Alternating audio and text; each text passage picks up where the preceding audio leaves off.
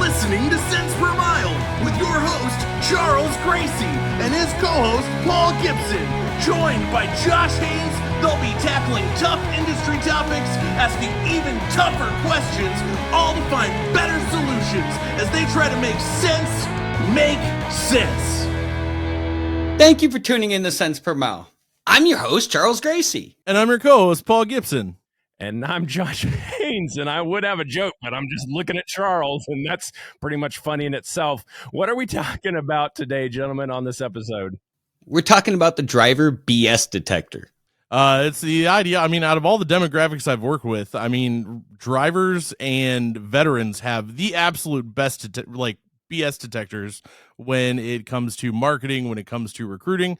I'm not going to lay blame on the recruiters themselves, but we all kind of get where that comes from.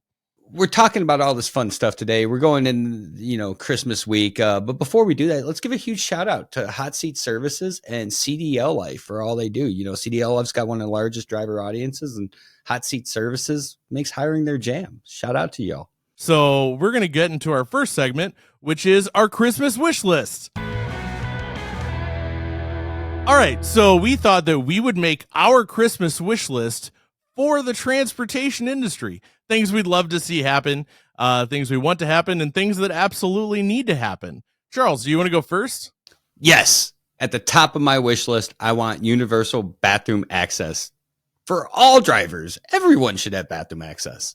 I think that's pretty fair. I don't know if Santa can make it happen, but someone definitely should. If you're not giving bathrooms, you're getting coal. Mine would be that people stop talking about the parking problem and do something about it. Obviously there's cool stuff going on, like, truck parking club and stuff like that. But ultimately, I think there needs to be something done to where just parking is available for drivers. You tell them they have to be somewhere in a certain amount of hours. They can only go so fast. And then all of a sudden you're like, oh, but you also have to park. But also there's not it's like playing musical chairs out there. That's ridiculous. While we're talking about things on our wish list, let's talk about the detention policies out there. How about having a universal detention policy where everyone's getting paid for while they're sitting? It's not their choice to sit. So maybe we should pay the men and women of the road for that time that they're sitting there looking at their window while someone's taking forever to unload. Yeah, I get that, and ultimately I think with that, detention's great, but I think I would love my biggest wish, probably out of all the things we'll talk about, is I wish drivers would just get paid for all of their time. Whoa, tell me it's not so. That made it on your list? Like all of their time. Like, maybe like even on the 10s, you think about it, something happens to whatever's in that trailer, that's on the driver.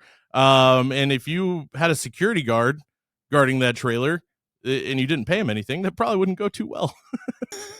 I don't think anyone else works for free for any of their time that they're at work other than our drivers.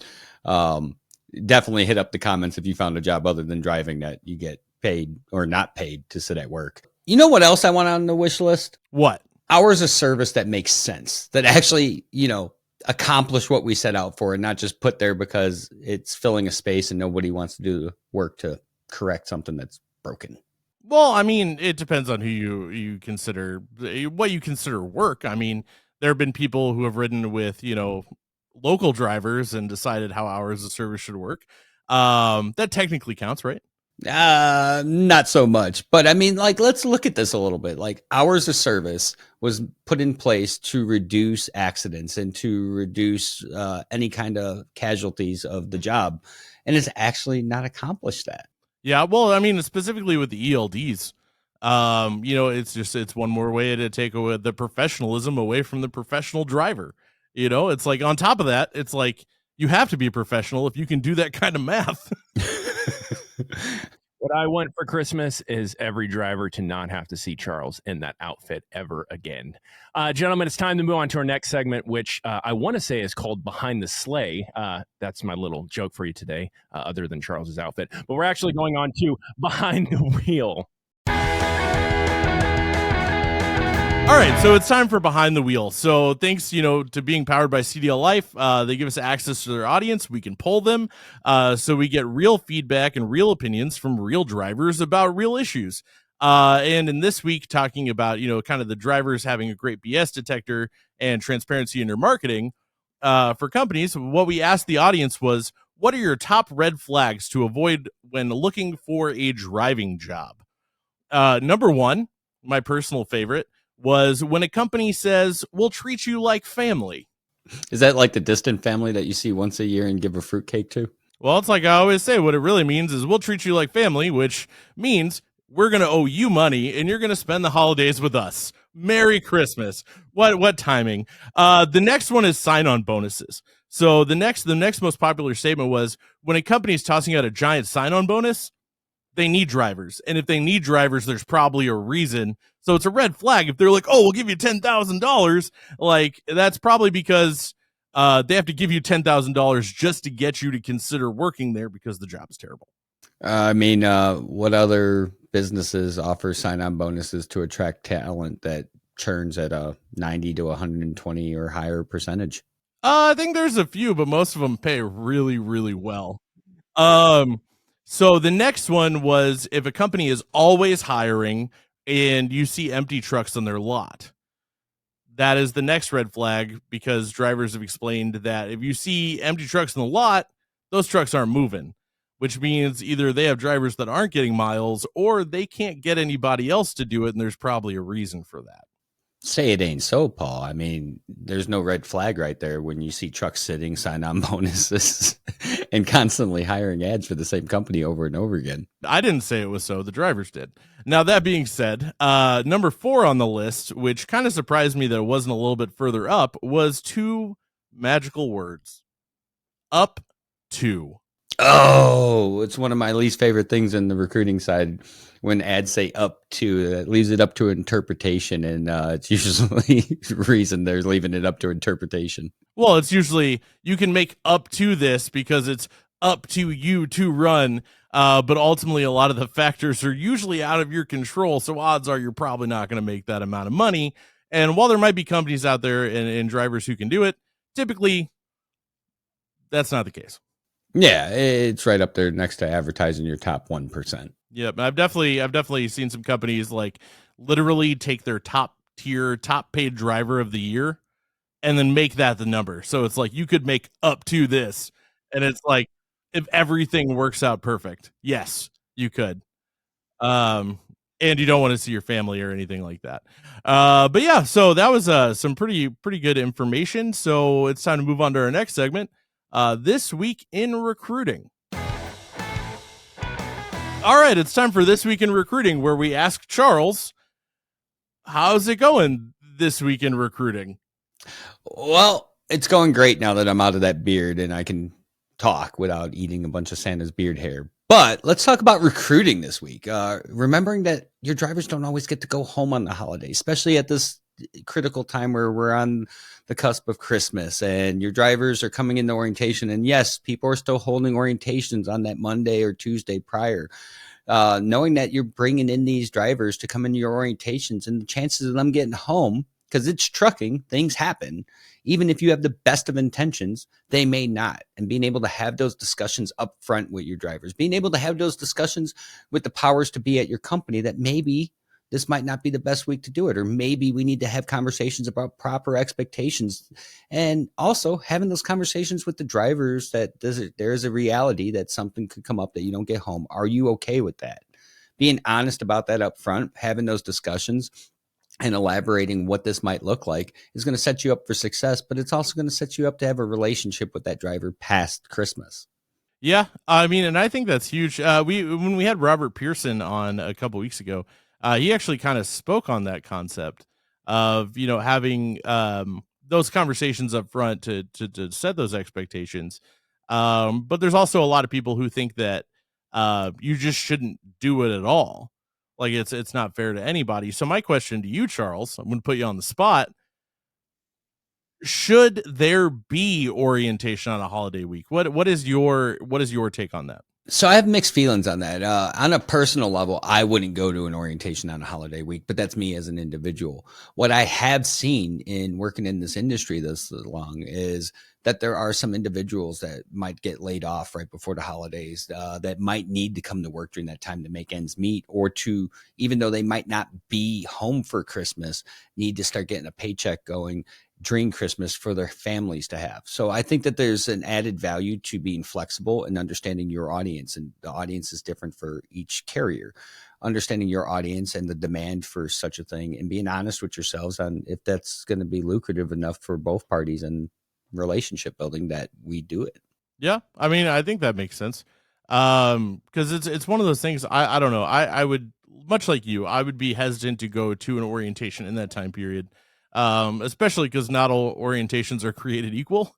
To be clear, there's no hesitation. I wouldn't go. Right. Well, that's what I mean too. But like with some orientations, I'd hate to get there and then something not go through. And not only did I miss Christmas to go to orientation, I went to an orientation where something came through, or I didn't pass my physical, or something, like just any sort of variant that could happen. Or even I go there and the job isn't what was explained to me on the phone and I'm leaving. Now I've missed Christmas. I'm not getting paid.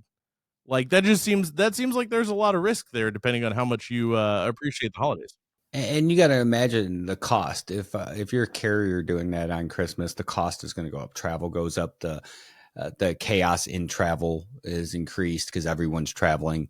The overall experience is at jeopardy by so many outside contributing factors that has to come into the conversation and weigh in. And if you do decide to do it, you need to be honest about those outside factors that can contribute to the overall experience and try to address them up front, but also communicate that there's a possibility that there's things that are going to contribute to the overall experience that are out of your control.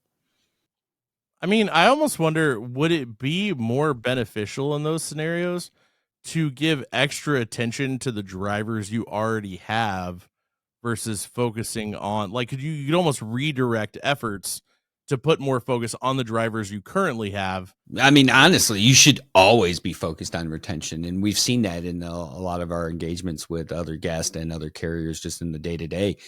But yeah, you should want to always retain the people you have. You have them. You already know what to expect from them versus bringing in new talent and not being able to control that experience. It just becomes a wild card. And there's nothing worse than not being able to put your best foot out in the front door in the beginning of that relationship versus stepping out and slipping on a banana peel because you didn't forecast the chaos that comes with the holidays. Like you could run into me in orientation on that week. That would scare me. Well, and I guess what I was getting at is almost more like you could kick a recruiter off the phone for a couple days and use them to call all of your drivers to personally tell them Merry Christmas. Also, I don't know if we said it yet, but Merry Christmas. Hot Seat Services has Rent-A-Recruiter. Wait! Hey Michael, have you heard that Hot Seat Services Rent-A-Recruiter service will place their staff in your organization similar to a temporary hire model? No way, what else does it do? Follow me, I have to tell everyone. They take leads in existing databases to put new hires into your business's trucks. Well, shiver me timbers! What else? Come on! Their model is more cost efficient because their recruiters are trained and can get your pipeline flowing easier and faster. No way. Anything else? No matter how many hires they make, it's a set cost per week, so the more they get, the better their client's cost per hire gets. Holy sh**. For more information and to find out for yourself, go to hotseatservices.com. Ho, ho, ho! Merry Christmas, and it's time to make sense. Make sense. Dude, that was so loud. You made me want to say bah humbug. Anyway, but that being said, we're talking about transparency in marketing and the driver BS detector. So let's kind of get into why it's important to have transparency in your marketing and some of the stuff that companies do that when drivers see it, they immediately go, huh. A lot of things people do make you scratch your head, like that up to thing in your marketing. There's a lot that goes into being a driver and being able to interpret the legitimate offers and the legitimate conversations versus the BS that's flowing out there. I know I had to do it, and being that I came out of a trucking family, I was almost conditioned for it. My dad taught me all kinds of things that were red flags. One of which being that up to that's something that's been around for some time, and it comes sometimes with the best of intentions, but you have to understand how it's received and the audience out there and how many times they've been hit with that BS of up to, and it doesn't happen. You're better off and better served by using actual averages. using what a driver can actually expect to see in their account, what you're going to deposit. There's a lot of things happening out there. And I think understanding that it's not being received the way people intend will allow you to put a better foot forward by explaining what the job actually is, because they're going to find out. They're going to Google review. They're going to go on your Facebook. They're going to see what you're posting. We're in the age of technology. There's no hiding this nonsense. Yeah, and I think the other thing that I'm real big on is like, so let's take some of the cliches. I don't know. Let's just pick one out of the air. Oh, here we go. You're a name and not a number. That's a fun one. So, like a company might say that 9 times out of 10 when they do, it means like you're a name and not a number, but also your truck has one. So that's how we're going to refer to you while you work here. But either way, let's say that you're a company and you genuinely in your heart of hearts think that like our drivers are a name and not a number. We only call them by name. That's fine. But when you say that it's like, back to the truck parking joke from a couple episodes ago. For every company that says that and means it, there's like 11 to 20 other companies who say it and don't. So what happens is when you say that, you're automatically associated with the majority of companies who say that and don't mean it. So all the drivers who see that just assume that you're lumped in with the other people who are operating like trash. Well, it's that old saying, action speaks louder than words. If you're actually doing it, you don't need to say it. Just do it. From your dispatchers, a lot of times that's one of those areas where that relationship breaks down. People have to butt heads and try to prove who's in charge in that relationship. Drivers are trying to break in their dispatcher. Dispatchers are trying to break in their drivers. Like, go in there and be people. Treat them like a human being. Get to know them. Get to know how they work. Learn to work together. I never once had a dispatch. I was fortunate. I never once had a dispatcher that I went in there with and I didn't try to form a relationship with. I got to know them. I got to know their family. I just through talking. I might not have ever laid eyes on this person, but I tried to form a relationship because they controlled my pay. I realized that. And I think sometimes drivers can be their own worst enemy on this one, and companies can be their own worst enemy because they don't put a lot of emphasis on forming that relationship after that driver's already been brought into the organization. Right. And so I guess, just so we're not just harping on things the whole time, what would you say, like, so for instance, if your dispatchers, if you made sure that your dispatchers were actually developing relationships with your drivers, which is awesome if that's, really the case some places, how do you represent that in your marketing? Well, I think at that point I would be focused on the company culture. Instead of coming out and saying you're not a number, you're a name. I don't think you need to put that. Share that relationship. Simple things like, hey, if you got a dispatcher and a driver in the office together having a conversation, capture that in a post, capture that in a picture, and share that out there that those conversations are taking place. I have dispatchers that I haven't driven for in years, and I still keep in touch with them on social media. They engage in the content that we're putting out today. Those are those relationships that you should try to capture. I no longer work for that individual, but at the same time, we're still communicating. That speaks to the company culture. Another thing we should probably ask is the person we have in the passenger seat today, which is Justin Martin, friend of the show. How you doing, Justin? Welcome to Cents Per Mile again. Yeah, thanks for having me again, guys. Yeah, man. It's good to have you on the show. So today we're talking about driver BS detectors, and transparency and marketing for carriers. So I'm sure you've definitely seen your fair share of truck driving ads. I know I have, just by Googling trucking stuff. So when you're looking at an ad for a trucking company as a potential employer, what red flags do you personally look for? Oh, you guys have such good topics. For me, because I'm a social media guy, I look at their social media presence. You look at the website, if it's all stock photos and they're using European trucks, chances are they're probably not a reputable carrier. Use your own photos. Everybody's got a nice smartphone in their pockets now. Take photos, take videos, put them online.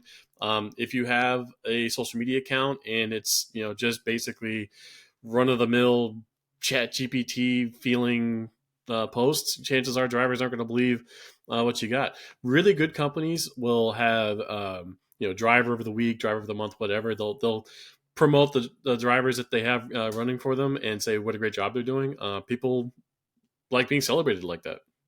That's a solid take, especially like, I don't know if many people know this. That's essentially what me and Josh do for a living, is we make videos for trucking companies because we got so sick of seeing terrible ones. So that what you just said is near and dear to my heart, especially the European truck thing. I'm like, you run a trucking company in America. How do you not know? Those aren't just like modern cab overs. Those are European trucks. It's such a simple thing. Like you could be a really good, reputable carrier, but something as simple as just using stock photos that drivers will see that aren't real American trucks, that is going to have an impact on whether they want to work for you or not. Yeah, I had a driver at my house, and we were hanging out in my garage shooting pool, and he saw that I had a hot seat truck and trailer up on the wall, and he was impressed that it wasn't a stock image with a European truck. I thought it was absurd that he was impressed by that, and I'm like, that's just a truck. I wasn't that deliberate on what I put up there, but it meant something to them because it was something that they could relate to in the U.S. It's such a small little thing, but as the saying goes, how you do anything is how you do everything. So when, being a former driver, we've had discussions along these lines. If you were to advise carriers on things that they could do better, red flags that they shouldn't be putting up, what's some of the top ones that come to your mind? Just be forward and honest. Drivers are going to find out, within the first week, whether or not you're full of BS or not. I always put my recruiters through the ringer. I wanted them to be the subject matter expert. Even when I was a driver, I expected them to be the subject matter expert. So I would ask them questions. And for myself, one of the reasons my BS detector would go off is if they couldn't give me answers and they constantly had to be like, let me check on that and get back to you. Now, there's a caveat to that. I appreciate that they weren't BSing me by giving me something that wasn't accurate. But you should know your offer. You should know your company culture.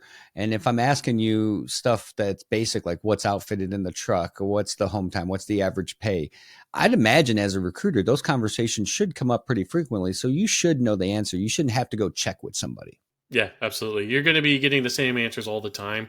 Very rarely are you going to be getting something like out of the ballpark. But if you do, write it down. Make sure you have that already like in the chamber ready to go for the next conversation. Yeah, absolutely. So that, for me, that was a huge red flag, is when they're like, let me go check. And I started keeping a list of all the things they were checking on. The second biggest one for me was when they told me they were going to get back to me with an answer and they didn't. Oh, yeah. Always follow through.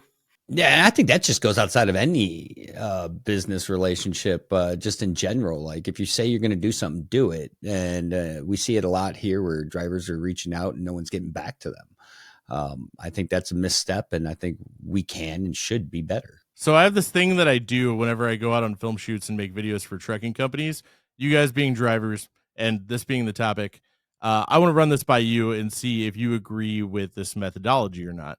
So the way, because every time I go to a company, the first thing I always ask him is, what's special about your company? What separates you from every other company out there? And I always get some generic answer. But then what I've realized is I will go talk to the drivers and start interviewing their drivers, and I will ask them what's cool about the company, and I'll start to see a reoccurring theme. So it's almost like what the drivers say is awesome about your company isn't usually what companies say is awesome about their companies. So what do you think the value in actually listening to your drivers about what's awesome about your company is versus just like saying what you feel is the right thing? I think drivers are used to, drivers talk to each other all the time, whether it's in person, at the diner, over the CB, online. So there's already that one-to-one that you can't get by talking to somebody in operations. So that right there is invaluable in itself. You're telling me, in this infinite wisdom that you gathered over the years of driving and working in this industry, that drivers talk to other drivers and they look stuff up? I mean, it's that simple. If you haven't been in the truck for any amount of time, that sticks out. You really, really have to know your stuff. And trucking is a baptism by fire, and anyone who goes through that, it's more than just walking the walk; it's talking the talk too. Yeah. So That's some great material. And, Justin, as we try to help make sense, I appreciate you sharing that knowledge coming on the show and telling us what sets off your driver BS detector. No problem. Thanks for having me, guys. Appreciate you, bud. Have a nice Christmas and happy holidays. Hi, everybody. Welcome to orientation.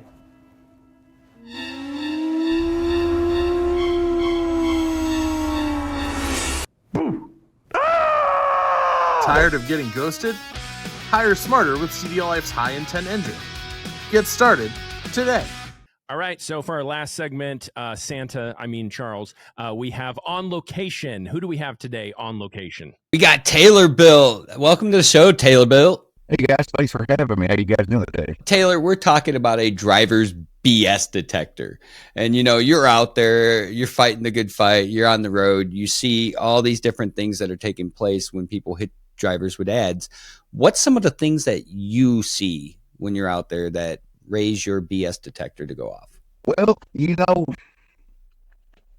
I have to be honest with you. I've been with my company for 13 years, and I have zero issues with the same issues everybody else has. I mean, on Thanksgiving, our vice president literally called me at 9 o'clock to wish my family a happy Thanksgiving the night before. The CEO texted me, happy Thanksgiving.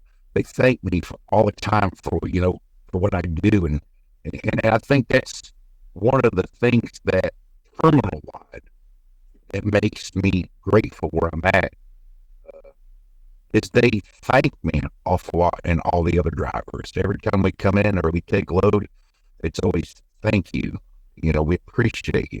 So that's led me to be here for the last 13 years. If you haven't encountered recruiting, you're about to, because they're all going to be hitting you up on Twitter trying to offer you a job right about now. Well, come on, bring it on. Just apply online, put my name down, and we'll love to have you. But I would like to say one thing.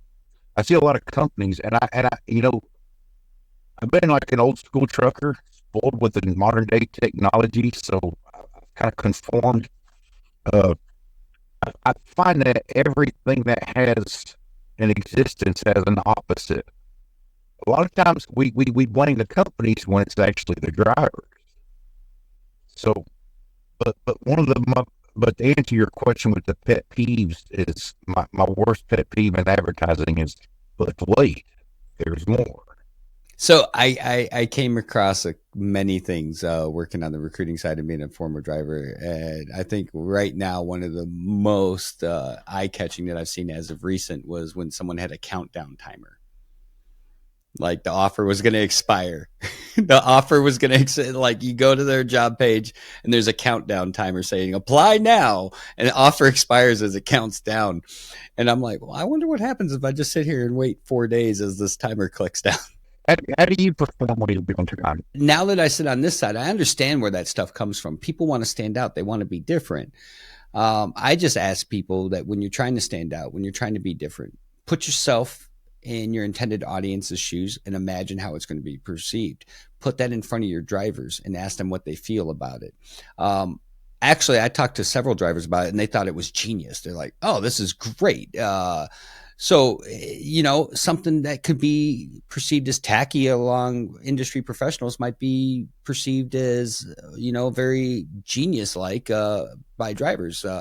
So Taylor, we've identified that you've been in one place for a long time.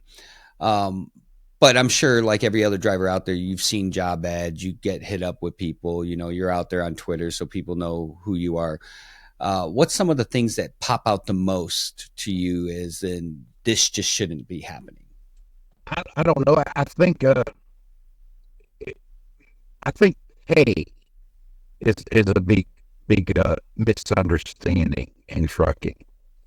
I think I hear drivers talk about being paid for this, being paid for that, and I don't disagree. But I think that companies that pay their people by the mile, then that's how you get paid by the mile.